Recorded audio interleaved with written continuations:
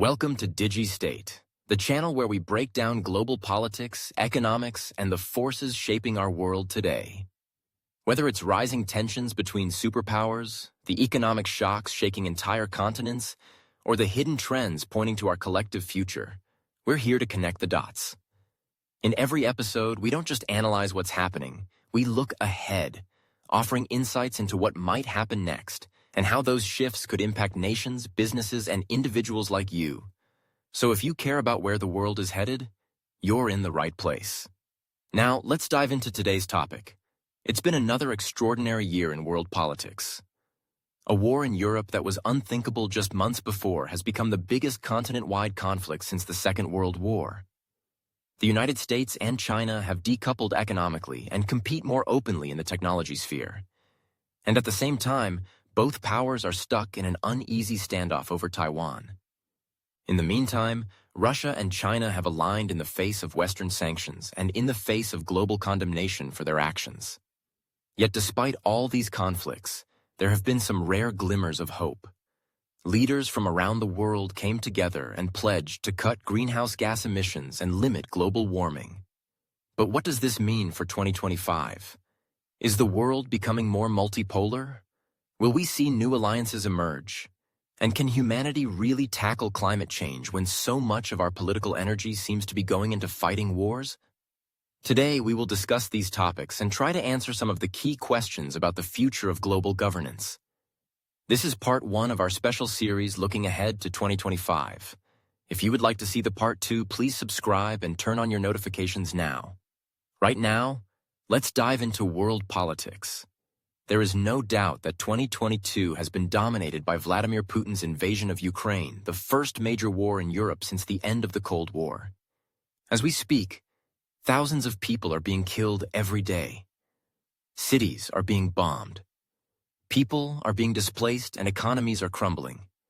We are also seeing the return of Cold War-era dynamics with the rest of the world being forced to choose sides. One of the most striking aspects of the response to the war has been the level of unity shown by the West. For the first time since the end of the Cold War, NATO has come back to life. It has been able to present a united front, something that Russia has never quite managed during its own standoff with the West. But at what cost? And how will the world look in 3 years? The European Union has imposed a number of economic sanctions on Russia, including blocking Russian banks from the SWIFT cross-border payment system, asset freezes, and travel bans. The goal was to prevent Russia from funding its war effort and to punish the country's political elite. The U.S., for its part, has been providing military aid to Ukraine, including advanced rocket systems and intelligence sharing. All of this has taken place alongside a massive propaganda campaign intended to isolate Russia further on the world stage.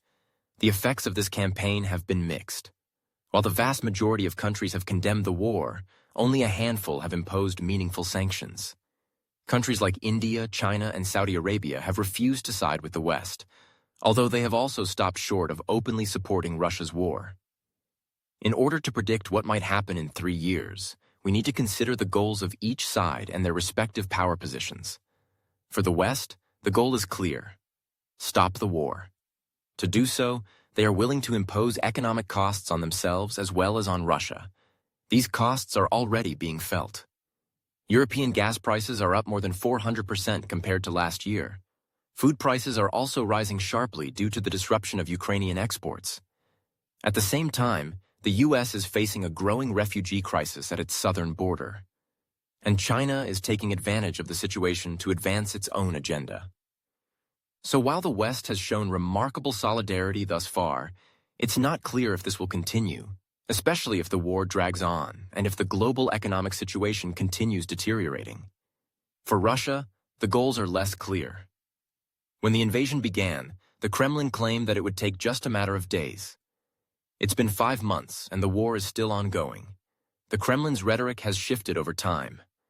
What began as a demilitarization campaign has turned into a special operation, which in turn has become a broader campaign against Nazism and liberalism. Despite the shift in rhetoric, Russia's goals remain unclear. But perhaps the most important thing to note is that Russia is heavily sanctioned. If the West imposes even more severe sanctions, it will become increasingly difficult for Russia to sustain the war effort. So how might this play out over the next 3 years? There are essentially 4 scenarios worth considering. Thanks for watching part 1 of From Conflict to Cooperation, the Future of Global Governance in 2025. If you found this insightful, please like and share this video to support our work. Don't forget to subscribe and turn on the notification bell so you don't miss part 2, where we explore how the conflict may shape global power structures, economies, and whether cooperation is still possible in a divided world. See you in part 2.